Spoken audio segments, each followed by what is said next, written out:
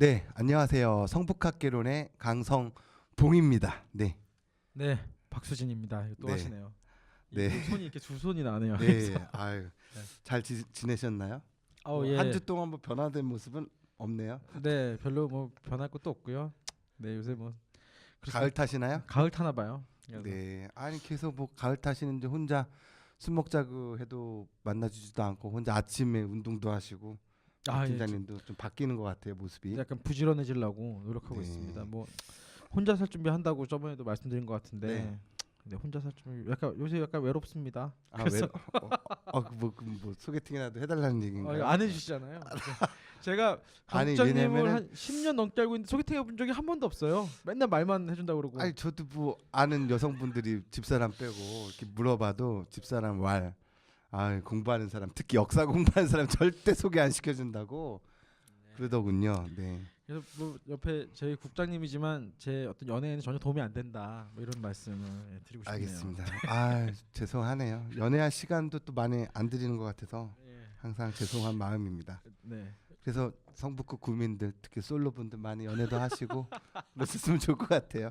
이 성북학개론이 뭐 단순히 뭐 역사적이고 뭐 교육적인 것도 중요하지만 인간의 삶을 또 한 분 한 분에 대한 삶이 소중하니까. 이 약간 이거 성북학개론이 연애학개론인가요? 아니 그런 거 말고요. 그 뭐지 그 건축학개론 영화. 아 그렇죠. 그것도 사실은 말이 건축학개론이지 연애잖아요. 그쵸. 그 네. 아름다운 수지 아, 그분과 죄송합니다. 네, 갑자기 그냥 마음이 아파지네요. 그래서 네.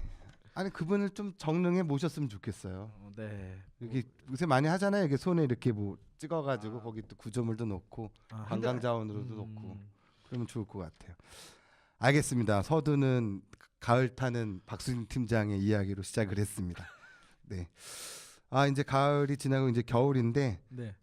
시간도 흘러가지만 또 우리 지역에 대한 뭐 공부, 애양심을 갖는 이 시간이 되게 소중한 것 같아요. 그래서 지난 시간에는 성북구의 성북동 중에서도 해방 이후 그다음에 한국 전쟁의 전후 상황을 살짝 얘기를 했습니다.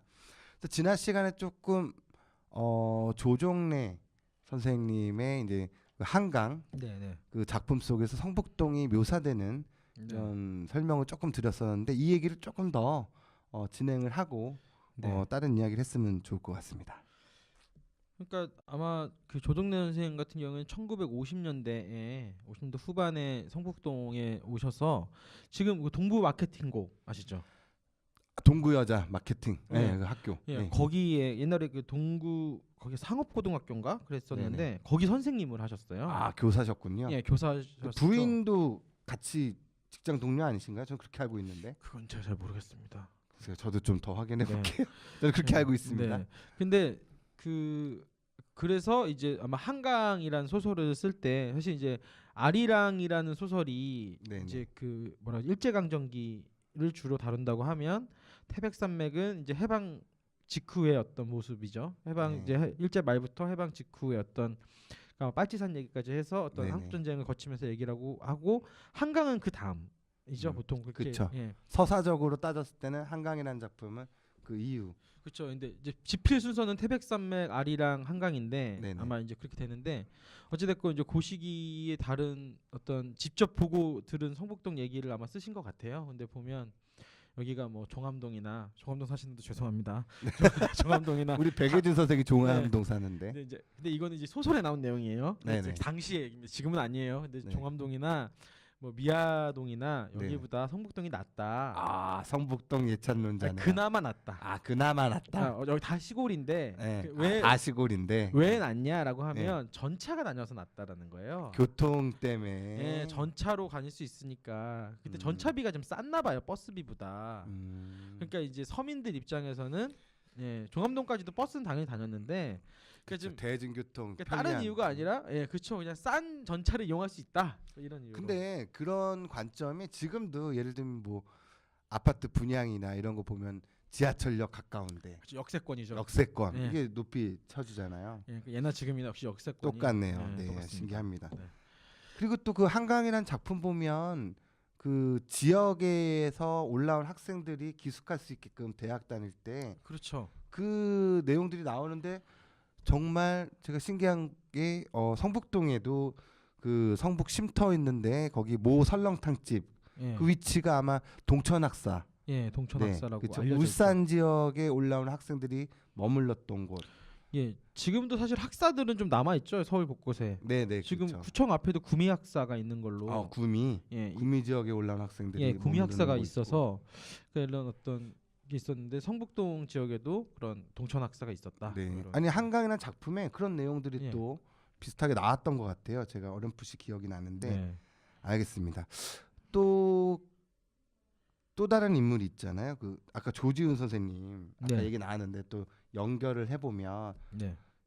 그 유명한 작곡가 현대 음악의 거장 윤희상. 그렇죠. 네. 윤희상 선생님도 여기 성북동에 또 사셨더라고요. 이게 윤희상 선생 사실 다른 기록이 좀 많이 남아 있지는 않은데 이제 그 약간 슬픈 기록이 남아 있는 게 그 동백님 사건 때 윤희상 선생이 60년대. 예. 이제 그 구속되신 이제 잡혀가 체포될 때 네. 체포됐던 지역의 이제 그 주소가 성북동입니다. 네. 성북동. 제가 알기로는 모 공국수집 네, 였던 것 같아요. 네, 최순의 집 밝히면 안 근처에 되니까. 있는 네, 네. 그런 집인데 그래서 이제 조지훈 선생님 집이 그 건너편이잖아요. 그래서 그렇죠. 이제 바로 길 건너서 쪽에 조지훈 집 골목. 그렇죠. 이제 나오죠. 개울을 사이에 두고 이제 두 거장이 네. 시의 거장, 음악의 거장이 사셨던 거죠. 아 근데 이 두 분이 또 콜라보 작품이 있지 않습니까? 네, 뭐 저희 고대 다닌 사람들도 잘 모른다고는 하지만 고려대학교 교가가 여기 청장님도 그쪽 학교 나왔을 텐데 네. 아실래나 모르겠네요. 근데 그 교가가 조지훈 작사, 윤희상 작곡. 야 그러면 그 진짜 문학가와 음악가의 콜라보 작품이 탄생된 거네요. 그렇죠. 성북구 소재에 있는 대학의 교가가 된 거네요. 예. 그렇죠. 그러니까 또 야, 학교도 이런 성북구에 것도 있고. 근데 이거 고대 학생들이 좀 알까요? 그 교가를 알지도 못할걸요. 근데 그쵸? 저도 대학 다닐 때 저희 학교 저도 모릅니다. 저도 몰라요. 뭐 부를 일이 없어요, 사실. 그래서 네. 어린 시절에 국민학교 시절에 국민학교 교가는 좀 기억을 났던 거. 요새는 초등학교라고. 아 세대가 다른 건가요? 예, 이제 초등학교로 나왔나요? 아 저는 국민학교로 나왔는데요. 지금 성급게 하는 겁니까? 아 그게 저랑? 아니고 이제 국민학교가 이제 한국신민학교의 준말이라서 이제 쓰면 안 된다. 이런 알아요, 예, 알아요, 예, 예. 알아요. 그냥 참 또 괜히 한번 좀 공격해봤습니다. 맨날 제가 당하는 것 같아서. 아니, 근데 참 그게 이제 나쁜 개념으로 이렇게 일제에 의해서 이렇게 만들어진 건데 참 그 어감이 네, 많이 좀 오는 것 같아요. 그 당시에 이제 국민학교 시절 이런 거 떠올릴 네 차이가 때. 좀 있죠, 사실. 근데 네. 이렇게 알겠습니다. 어쨌든 윤희산 선생님 얘기도 했는데 신기한 게 내년에 윤희산 선생님 탄생 100주년이더라고요.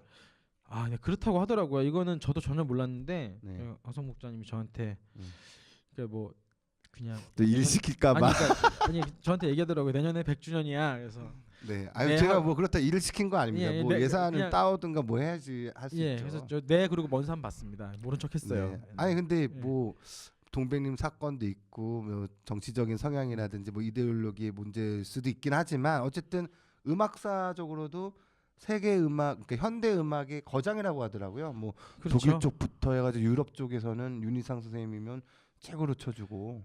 동백님 사건 자체가 사실 좀 조작된 사건일 가능성이 아주 높기 때문에 뭐 네네네. 그래서 뭐 이건 뭐 정치적으로 근데- 해석될 부분도 그렇게 많지 않은 것 같습니다. 그래도 그 집이 또 성북동에 계셨는데 100주년인데 조금이라도 좀 그런 기념을 할 수 있는 사업이 있었으면 하는 바람이 있네요. 네, 네. 알겠습니다. 네, 그 다음에 더 근데 말씀하시죠. 아마 저보다 더 잘하실 것 같은데 이런 어떤 문인과 음악인의 콜라보가 더 있었다고 저한테 먼저 얘기를 하시지 않았나요? 예. 아 문인과 음악. 예, 또 있죠. 예. 저희가 아직 비공개이긴 한데 성북동에 또 유명한 음악가 집을 찾았어요. 여러분들 아실런지 모르겠네요.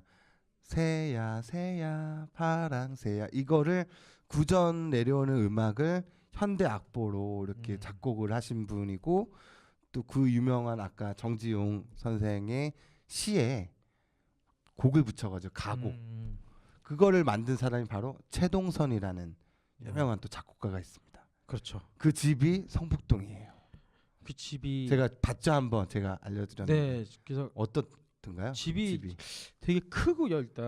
한 그다음에 150평 넘는 것 같아요 제가 봤을 때. 예, 집이 그러니까 마당까지 포함해서죠. 그쵸. 예, 그리고 2층 집이고요. 일제 시대에 지은 집으로 느낌- 일제강점기에 지은 그 집으로 알고 있는데 적산가옥처럼 이렇게 되어 있던 근데 것 그게 같아요. 약간 일본식 가옥이랑 독일, 독일식 예, 가옥이랑 예. 좀 섞여 있다고 이렇게 들은 것 같은데 그때 그래서 저도 찾아봤더니 그분 최동선 선생이 12곡을 작곡을 했는데 아니 가곡을 예, 그 그 중에 중에 8곡이 8곡을 정지용 선생님 시로 이렇게 만들었다고 그리고 하더라고요. 정지훈 선생이 아마 도남동 살았으니까 아마 그쵸. 이제 왕래가 있지 않았을까라는 추정까지는 아주 좀 네. 확실한 어떤 둘이 만났다라는 근거는 그렇죠. 없지만 근데 그 또 최동 선생님도 어떻게 보면 한국 전쟁 네. 시기에도 돌아가셨거든요. 그렇죠. 이게 참 좀 아픔이 있네요. 네. 오늘 주제가 또 이런 예. 이야기들인데 그래서 이분도 집터도 있고 아마 이분 고향이 보성 벌교 벌교, 쪽 예. 벌교 쪽이신 것 같더라고요. 거기 뭐 합창단도 있고 음악당도 있는데 그런 기념하는 사업이 조금은 퇴색되는 느낌인 것 같아요. 그쪽 지역이. 네, 근데 그렇죠. 그런 것도 있고 엄청난 부자셨대요. 네. 그래서 그 가정교사가 홍남파 였다고 바이올린 멋지네요. 교사고 그리고 여동생이 또 음악하는 또 바이올리니스트라고 그리고- 성악가인가? 저는 아, 저도- 거기까지는 네. 어제 또 요거 마셨더니 또 가물가물하네. 이거 큰일 났네 이거. 아, 근데 이제 시청자들 앞에서. 그게 그 일본의 그 와세다 영문과에 그 이제 유학 갔다가 거기서 네. 이제 미국 갔다 독일에서 음악을 배우고 네네. 이제 돌아왔으니까 그 당시 그 정도 유학을 할 정도 정제력이 됐던 집이라서 네. 그렇기도 하고 제가 이제 뭐 이분 얘기를 너무 길게 하자는 건 아니지만 어떤 이렇게 작곡가와 어떤 문인들의 콜라보가 이루어졌던 네. 지역이다. 참 신기한 게 지난 시간에도 살짝은 얘기 드렸지만 이 미술 활동하시는 분과 문학가 하시는 분들의 콜라보. 그러니까 그렇죠. 문장이라는 잡지의 음. 잡지 겉표지는 이 지역 내지는 관련된 분들이 미술 작품으로 그림으로 잡지 표지를 그렇죠. 그려주고 되게 중요한 것 같아요. 지금도 뭐 문화 이런 거 보면 나는 이 분야야 이렇게 따로 노는 게 아니라 같이 교류하면서 그렇죠. 또 동네 주민으로서 그렇죠. 그러니까 너무 좋은 것 같네요. 네. 네. 그런 게 되게 중요한 것 같습니다. 서로 이렇게 분야를 나누지 않고 같이 하면 또 이제 시너지라 그러죠. 이렇게 좀 더 네네네. 좋은 효과가 나는 거고 제가 최동선 선생님 얘기 하나만 더 하고 넘어가야 될 네네네. 것 같으면 그 돌아가시고 나서 네네. 그 집에서 네네. 1963년인가 그 부인이 이소란 여사라는 분인데 그렇죠. 이소란 여사님. 그분이 그 집에서 그 땅에서 묻어놓은 악보를 발견했다고. 아, 그러니까 마당에 예, 묻어놨던 네. 그러니까 그 선생이, 최동 선생님 묻어놨던 그 악보를 마당에서 예, 발견을 해서 지금 우리가 알게 됐 그런 어떤 곡인지 알게 됐다. 이런 에피소드도 있더라고요. 맞습니다. 그래서 그 정지용 시인이 어쨌든 북으로 가셨기 때문에 네. 또 군사 정권 시절 때 또 이렇게 안 되는 상황이었는데 그래가지고 뭐 그 작사가가 뭐 3번 정도인가 바뀌었다라고 네. 가사가 그러니까 한 2-3번 바뀌었다고 하더라고요. 네. 똑같은 그 곡을 보통은 반대의 경우가 많잖아요. 그쵸. 시가 있고 그 시를 여러 가지로 작곡하는 경우가 그렇죠. 많은데 여기는 반대로 곡은 하나인데 예. 그 가사가 계속 야, 바뀐 이게 거죠. 또 예. 현대사에 또 좀 아이러니컬하네요. 근데 이런 아픔 상황이. 다 아픔에 속해 있는 것 같습니다. 네. 네, 그래서 대표적인 곡이 아마 망향이라고도 얘기 불렸다가 또 네. 그 그리워라는 네. 제목이라고도 됐다가 이런 거를 또 내년에 만약에 윤희상 선생님 100주년이고 또 네. 최동 선생님도 집터도 찾고 이런 에피소드들 찾았으니까 좀 지역의 어떤 음악 관련된 걸로 뭐 축제나 어떤 지역의 일을 좀 꾸리는 것도 좋을 것 같아요. 네. 그러니까 저희가 저뿐만 아니라 문화원 직원분들이 이렇게 새로운 자료를 발굴을 하면 좋긴 좋지만 또 일이 많이 늘어져가지고 네. 늘어나가지고 또 걱정이 또 들긴 하더라고요. 이게. 네. 네, 알겠습니다. 또 그 미술인 분들 중에 또 김기창 하백. 또 네, 운보 김기창 하백도 계시죠. 운보 그 김기창 부인도 박내연이라는 박내연 여사님도. 예, 근데 사실 김기창 하백 같은 경우는 귀가 잘 안 들리셨다고 하는데 박내연 부인 박내연 여사 같은 경우 엄청 부자셨대요. 네. 근데 이제 그럼에도 불구하고 이제 둘이 이렇게 뭔가 너무 술한테 빠져가지고 같이 이제 그 사랑에 빠져서 이렇게 이제 지내기도 했고, 근데 성북동에 지금도 가면 지금은 어떤 다른 회사 건물로 쓰고 있지만 네. 거기 이제 운우미술관이라고 그렇죠.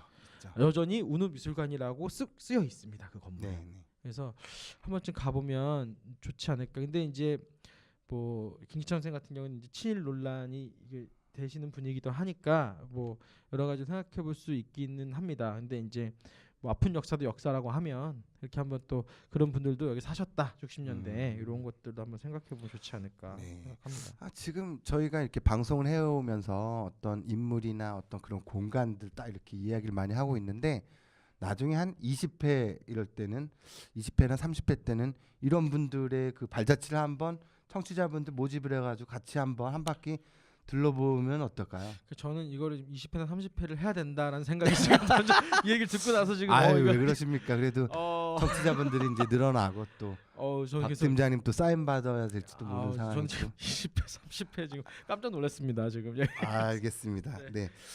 그다음에 좋은 또 생각인 것 같아요. 한 네, 번씩 가보는 왜냐하면 거. 이제 국민들도 그렇고 또 서울 시민들도 이렇게 유명하신 분들의 발자취를 직접 그 공간에서 현장에서 한번 이야기 들어보는 것도 좋을 것 네, 같아요. 그렇습니다. 지금 저희 배경 화면에 한 인물의 사진이 있는데 누구신가요?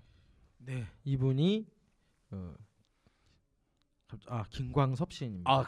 어저께 좀 드셨나요? 아니야 어제 나는 좀 이렇게 먹었는데 저도 어제 한 잔 먹었습니다. 아, 그래요? 그래가지고 누구랑 마셨어요? 어제 그냥 후배가 찾아와가지고 멀리서. 요새 저랑은 술도 안 마시고 딸리 맛이 다르게. 네. 이분이 그 유명한 성북동 하면 떠오르는 게 두 가지 이제 단상이라고 하잖아요. 그 드라마나 이렇게 나오는 뜨르릉 뜨르릉 하면 네 성북동입니다. 이 분위기 하나랑 또 하나는 성북동 비둘기. 성북동은 제가 여러 군데 다 물어봐도 사실 저는 이제 성북동 관련해서 얘기할 때가 할 기회가 많잖아요. 근데 성북동은 이런 말씀 드리기 좀 그렇지만 한용운 선생도 아니고 뭐 간성 선생도 아니고 성북동은 그냥 비둘기입니다. 비둘기죠. 예, 성북동의 한용운 선생은 대중들이 몰라도 많이 기억하는 그 비둘기 이미지를 만들어 주신 분이죠. 아, 시를 한번 볼까요? 시 한번 그러면 뭐 이런 것도 좀 한번 읽어주세요. 목소리로. 이거는 강성 목사님. 저도 어저께 목소리가 한번 읽어보겠습니다. 그러면 자, 성북동 산에 번지가 새로 생기면서 본래 살던 성북동 비둘기만이 번지가 없어졌다. 새벽부터 돌 깨는 산울림에 떨다가 가슴에 금이 갔다. 그래도 성북동 비둘기는 하느님의 광장 같은 새파란 아침 하늘에 성북동 주민에게 축복의 메시지나 전하듯 성북동 하늘을 한 바퀴 휘돈다. 성북동 메마른 골짜기에는 조용히 앉아 콩알 하나 찍어 먹을 널찍한 마당은커녕 가는 데마다 채석장 포성이 메아리 쳐서 피난하듯 지붕에 올라앉아 아침 구공탄 굴뚝 연기에서 향수를 느끼다가 산 1번지 채석장에 도루 가서 금방 따낸 돌 옹기에 입을 닦는다. 예전에는 사람을 성자처럼 보고 사람 가까이 사람과 같이 사랑하고 사람과 같이 평화를 즐기던 사랑과 평화의 새 비둘기는 이제 산도 잃고 사람도 잃고 사랑과 평화의 사상까지 낳지 못하는 쫓기는 새가 되었다. 목소리가 이게 낭낭해야 되는데. 아니 저보다 훨씬 낫습니다. 저는 사실 제가 강국장님한테 부탁을 하고 나서 좀 걱정을 했거든요. 네네네. 왜냐면 제가 너무 좀 갑자기 무리한 부탁을 드린 게 아닌가 했는데 네. 저보다 훨씬 잘하신 것 같아요. 아닙니다. 제가 이게 각도가 뒤에 화면을 보느라고 이게 근데 안 보여가지고. 저는 이렇게 읽는 걸 잘 못 읽어서 막 버벅대거든요. 네. 근데 이게 시 내용을 보면 또 마음 한쪽으로는 좀 슬프네요. 조금. 그러니까 제가 예전에 그 작년인가요? 그 최성수 선생님이라고 성북동천 활동 열심히 하시고 교사도 하셨고 시인이시고 네네. 그분을 이제 인터뷰한 적이 있는데 제가 이제 여러 인물들 얘기를 다 이제 나누다가 성북동을 대표하는 작품이나 문학인이 뭐냐, 그러니까 어떤 문학적인 어떤 걸 다 떠나서 성북동이라는 동을 볼 때, 그러니까 딱 그렇게 얘기하시더라고. 성북동이라는 걸 다 떠나서, 그러니까 성북동이라는 것만 뭐가 보면 좋고 옳고 뭐 가리고 이런 걸 떠나서 성북동이라는 것만 보면 역시 성북동 비둘기다라고 그쵸. 얘기하시더라고요. 근데 왜냐하면 여기에 모이는 이제 사람이 떠나가고 비둘기가 떠나가고 이런 것들이 지금도 슬프게도 유효하다는 거죠. 그렇죠. 그때도 유효했지만 한편으로는 참 그러니까 마음이 아픈 시입니다. 이게 되게 첫 줄이 딱 와닿는 것 같아요. 성북동 산에 번지가 새로 생긴다라는 거는 기존에 그냥 산 하나 있던 거가 이제 사람들이 오는데 조각조각 되면서 모여들고 또 그렇죠. 중간에 또 채석장 포성 소리도 들리고 네. 또 이게 보면은 이제 지금도 마찬가지인 게 이 상황도 60년대 중반 상황이지만 개발과 재개발 이런 논란이 지금까지도 조금 연관이 돼 있는 것 같아요. 그렇죠. 뭐 이게 어떤 그 개발이 나쁘다라는 게 아니라 이제 그것들이 돼가면서 소외되는 것들이 여기서 이제 대표적으로 이제 김광석 씨는 비둘기를 얘기했지만 이제 뭐 그런 것들에 대한 어떤 아쉬움과 안타까움 이런 것도 네. 얘기하고 한편으로는 이제 또 저희는 또 역사학자니까요. 보면 네. 이제 채석장이 있었다. 네. 네, 이런 거죠. 그래서 송거부 그 이태준 소설을 보면 봐도 거기 소설 속에 사람들이 일제강점기부터 채석장 지금은 이제 성북동에서 채석장을 상상하기 되게 어려운데 채석장이 있었다라는 것도 좀 볼 수 있고 뭐 여러 가지를 좀 함의하고 있는 시가 아닌가 네. 생각을 합니다. 또 이분이 또 김광섭 시인은 성북동에 거주하셨잖아요. 한 6, 7년 사신 걸로 알고 있는데 네, 1961년부터 66년까지 네. 거주를 했고요. 그 정말 안타까운 게 이 집을 건축해 주신 분이 그 유명한 김중업이에요. 건축가의 뭐 거의 1.5세대 네, 뭐 이렇게 그 할 정도. 수 있겠네요. 네. 네, 그런 분인데 그분이 너무 훌륭한 건축가이기도 하고 이제 친구라서 집을 지어줬다고 하는데 아쉬운 건 그 집도 지금은 다 사라졌습니다. 빌라처럼 되어 있더라고요. 예, 그쵸? 빌라가 들어섰죠. 예, 좀 아쉽게 됐죠. 네. 그 당시가 이제 성북동도 이제 풍치 지구에 대한 시기가 이제 해제되는 분위기면서 네. 사람들이 모여 나가고 또 특히 지금도 뭐 대사관저가 많지만 네. 이때 아마 10만 평 정도가 외국인 주택단지 이렇게 예. 책정이 된 것 같아요. 그러니까 이게 이제 풍치지구가 뭐냐면 이제 그 일제강점기부터 이제 있었던 건데 그 전에 보안님이라 그랬대요. 그래서 이제 수도의 경관을 좀 보호하기도 하고 어떤 그러니까 지금으로 따지면 약간 그린벨트 느낌도 좀 있고 그러면서 이제 진짜 보안 그 외부에서 들어온 사람들을 좀 막기 위한 어떤 숲 같은 거를 마련해 뒀다고 하는데 그게 이제 해제되는 게 60년대 중반 이후죠. 60년대 네. 한 67년, 8년 뭐쯤부터 어떤 이제 풍치지구 해제되면서 그쪽에 이제 그쪽 개발이 본격적으로 이루어진 거죠. 그 전까지는 그냥 몇몇 부자들의 네. 별장들이 있었다고 하면 그때 그래서 외국인 주택단지로 개발이 됐대요. 네. 아까 강 국장님 얘기하신 것처럼. 그래서 그 60년대 중후반이 이렇게 되면서 결정적인 게 아마 70년도에 삼청 터널이 개통되면서 오히려 이제 흔히 얘기하는 대기업 뭐 회장님들부터 해가지고 대학 교수, 고급 공무원 이런 분들이 일로 많이 오게 된 계기가 되지 않았나. 예, 근데 그게 아주 결정적인 건 맞는 것 같습니다. 왜 그러냐면 성북동이라는 동네가 사실은 이제 그 삼청터널 뚫리기 전에는 다 뭐 잘 아시겠지만 내려와서 그 성북천 따라서 쭉 내려와가지고 해암은 쪽으로 넘어서 이렇게 시내로 들어가야 되는데 삼청터널이 뚫리고 나서는 차만 있으면 그리고 이분들은 다 부자니까 차가 있었을 거 아닙니까? 그렇죠. 바로 종로로 가는 거예요. 바로 경복궁역 교통도 청와대. 막히지도 않고 둘러가지도 않고 그냥 그렇죠. 북악스카이길. 예, 그리고 심지어 일로 오면 조용하고 아, 그 또 산도 사생활이 좋고. 사생활이 보호가 되는 거죠. 그렇죠. 그러니까 여러 가지 조건에서 그래서 음. 크게 이제 지금도 그런 용어를 쓰는데 그 좀 남아 있죠. 그래서 꽝의 바다 마을.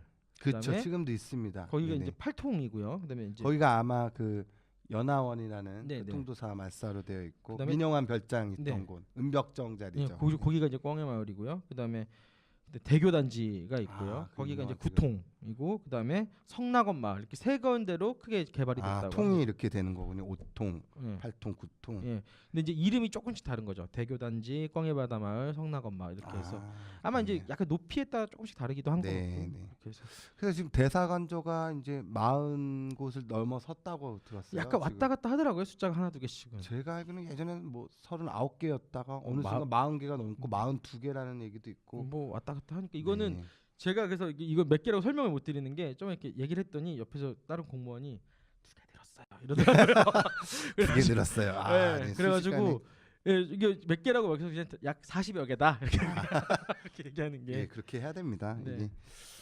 그래서 이제 보면은 일본 대사관저가 처음으로 들어온 것 같아요. 한 74년도에. 그러니까 그렇죠. 그리고 지금도 있는데 이제 지금은 독일 연방 대사관적으로 돼 있지만 당시에는 서독 대사관적으로. 아, 맞다. 그때는 이제 통일되기 전이었으니까 서독 대사관. 76년 이 정도였던 것 같습니다. 네. 그거를 기점으로 이제 다른 나라의 이제 대사관저들이 이제 많이 유입이 된 거군요. 그러니까 외국인 주택 단지가 이제 설립되고 교통이 또 70년대 삼청터널 뚫리고 여러 가지 조건들이 이제 맞아지면서 이제 뭐 이렇게 좀 좋아졌던 부분이 있지 않나 생각을 그 합니다. 얘기를 빠뜨린 것 같아요. 저희가 70년대 들어가기 전에 68년도에 또 1.21 사태 이 얘기는 그렇죠. 한번 해야 될 것 같네요. 깜빡했네. 네, 그 1.21 사태라고 하면 사실 1.21 사태라고 하면은 저도 잘 몰랐어요. 근데 이제 김신조 사건 네. 이렇게 하면 나중에 알죠. 또 목사님도 네 하셨고. 되셨고요. 예. 사실 근데 그 대한민국 남자들에게 김신조라는 분은 물론 이제 지금 훌륭하게 살고 계시지만 이제 아픈 추억을 주신 분인데 왜냐하면 제가 알기로는 김신조 사건 이후에 1.21 사태 이후에 북한의 훈련이 어떻게 하는지를 이렇게 들었을 거 아니에요? 잡아서. 네네네. 그리고 나서 생긴 훈련이 유격 훈련입니다.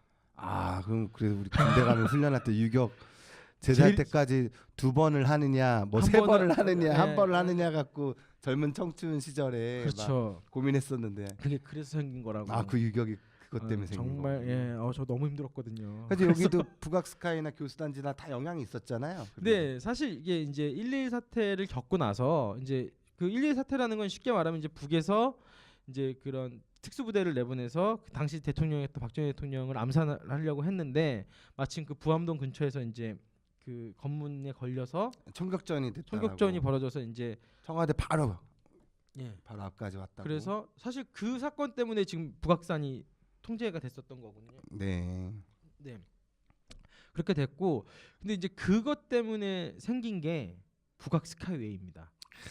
그러니까 왜 그러냐면 그쪽에 차량 유입을 자연스럽게 늘려서 검문 검색을 좀 강화할 수도 있었고요.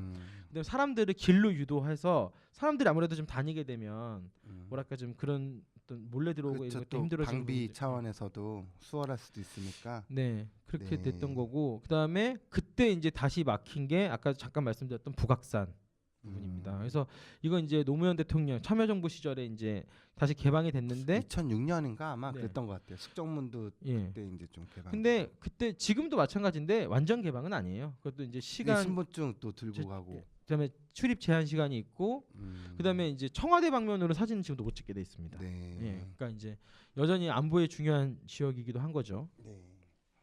네. 알겠습니다. 또 그렇게 해서 이제 70년대 이제 대사관조 유입, 그다음에 고급 빌라촌이라든지 이런 또 그 부유층들이 많이 유입이 되고. 네. 그렇죠. 알겠습니다. 그다음에는 지금 보면은 이제 현재 이르기까지 또 많은 문화예술 기관들이 또 현재 예술인들도 많이 유입이 되고 있고 네. 미술관, 갤러리 이렇게 많이 들어오고 있는데 90년대까지 이렇게 쭉 지금 2000년대까지 보면은 대표적인 또 박물관 미술관들이 많이 생겼잖아요. 그렇죠. 뭐가 있을까요? 뭐 간성미술관은 뭐 너무나 대표적이라서 계속 좀 얘기할 게 있었던 거고. 없고 이제 제 사진을 좀 보여드릴까요? 잠시만요. 준비했나요? 여기 최순 최순우 선생님도 있네요. 예 최순 선생님 여기 요거 사진. 가구박물관부터 먼저 생긴 거니까요. 예. 보죠. 예, 이 사진이 한국 가구박물관입니다. 네네네, 한국 가구박물관인데 네네. 예 진짜 저도 이제 몇 번 가봤지만 정말 훌륭한 가구들이 있죠. 네, 저런 데 살고 싶지 않나요? 전 못 살 것 같습니다. 너무 부담돼가지고. 예. 너무 좋아요. 예, 그림으로 보기만 예, 해도. 한국에 정말 최고의 가구들이 있는 게 한국 네. 가구박물관이고요. 또 뭐가 있을까요? 그다음에 제 사진 순서대로 안 돼 있어서 이분은- 죄송합니다. 이분은 이제 간성 전현필 선생님이시고요. 네. 젊으셨을 때 사진이고. 이게 이제 보화각 간성미술관입니다. 네. 이것도 이제 유명한 건축가 박길용 선생이 네. 건축한 걸로 되어 있죠. 이분은 이제 그 김용준 선생이고요. 잠시만요. 사진이 그 준비를 좀 하시긴 했네요. 아니, 뭐 그냥 아주 날로 먹는 줄 알았어요. 아주 안 하진 않았습니다. 네. 잠시만 뒤로 가야 되겠다. 네. 이분이 이태준이요. 이게 이제 최근에 네. 만들어진 우리 옛돌 박물관입니다. 우리 옛돌 박물관이 약 한 5,500평 된다고 하더라고요. 네. 그러니까 이렇게 사실 이 작은 그러니까 하나 일개 동에 이렇게 큰 규모의 박물관이 두 개나 있고, 근데 간송미술관이라는 엄청난 또 그렇죠. 기관이 있는 게 성북구에 뭐 진짜 보배라고 해야 되나요? 이렇게 문화자원도 많고 이런 또 사립 그렇죠. 내지는 또 관련된 이런 기관들이 있다라는 거는 자랑스럽고 네. 또 이렇게 뭐 작지만 또 아담하게 또 갤러리들도 많이 생기고 그렇죠. 좀 변화상이 이제 많이 바뀌는 것 같아요. 그리고 사실 그 이제 그리고 성북동을 떠나 성북구에 이제 문화단체들도 많이 생겨서 뭐 저희가 일하는 성북문화원도 올해가 20주년이죠. 그러네요. 예. 저희가 96년 12월 19일 날 개원이 됐으니까 네. 20주년 행사 20주년 행사를 하고 있는데 예. 준비를 하고 있는데 그것 때문에 또 저희들이 예. 힘듭니다. 네. 네. 그리고 2012년 9월인가요? 성북문화재단 문화재단도 도 출발이 생겨서 됐죠. 예, 지금 뭐 워낙 또 활발한 활동 열심히 하고 계시고. 네. 저도 2012년 9월에 왔습니다. 네. 네. 뭐 그렇군요. 네. 썰렁합니다. 네, 근데 그러니까 아무튼 이렇게 문화원, 문화재단 이렇게 다 열심히 하고 또 그뿐만 아니라 뭐 예술단체 또 뭐 많이 공인 생겼죠. 원탁 회의도 있고 예술인들도 많이 오고 갤러리들도 많이 그리고 오고 뭐 무슨 각종 협회들도 많이 있잖아요. 네. 연극협회 맞습니다. 뭐, 연극협회 또 연극인들도 많이 계시고 국악협회 뭐 사진가협회 많네요. 그러니까 이런 어떤 그러니까 현재 성북구라고 하면 사실은 네. 이런 어떤 문화예술인들의 어떤 커뮤니티 공간이었다고 저희가 이제 그 말씀드렸는데 그런 전통들이 지금까지 와서 이런 지금도 커뮤니티 공간이고 그다음에 아까 저희가 잠깐 언급했던 성북동천이라는 또 곳도 계시잖아요. 그다음에 정릉에는 또 정릉 포럼도 있고요. 네네. 뭐 여러 가지가 있는데 이렇게 이런 어떤 전통들이 이어져서 성북구라는 동네는 제가 이렇게 살고 있고 여기서 일도 하고 있지만 네. 너무 좋은 동네가 아닌가. 알겠습니다. 생각을 합니다. 또 성북동 주민이시다 보니까 성북동 예찬론자가 됐네요. 그래도 시간이 지금 거의 다 돼서 나중에 또 성북동 관련된 이야기를 좀 더 하고요. 또 젠트리피케이션 문제도 있으니까 그런 건 좀 나중에 또 한번 시간을 갖도록 하고요. 오늘 이 시간까지로 해서 일단은 성북동의 큰 흐름들 시대별로 어떤 사건과 인물과 또 변화상이 있었는지를 한번 가늠해 봤습니다. 그래서 이렇게 일단 성북동을 좀 정리를 하고 또 나중에 다른 지역 동을 또 한 바퀴 돌고 다시 한번 관련된 성북동 이야기들을 준비하도록 그러면 하겠습니다. 다음 시간에는 어디를 하실 건가요? 다음 시간에는 제 마음대로인데요. 정릉동 한번 해보죠. 정릉동. 네. 이렇게 막 던져주는 네, 거예요? 정릉동으로 또 하시죠. 아니 또 아, 정릉동이 또 1동, 2동, 3동, 4 인구들도 많고 또 문화유산도 많고 또 이야기거리가 여러분 저는 많으니까. 이거 진짜 지금 알았습니다. 그래가지고 정릉 갑자기 하라 그러네요. 네. 알겠습니다. 오늘 이 시간 이렇게 마무리할 거고요. 다음 시간부터는 정릉동을 소재로 준비하도록 하겠습니다. 예, 잘 준비해 오겠습니다. 갑자기. 네, 감사합니다. 감사합니다. 네.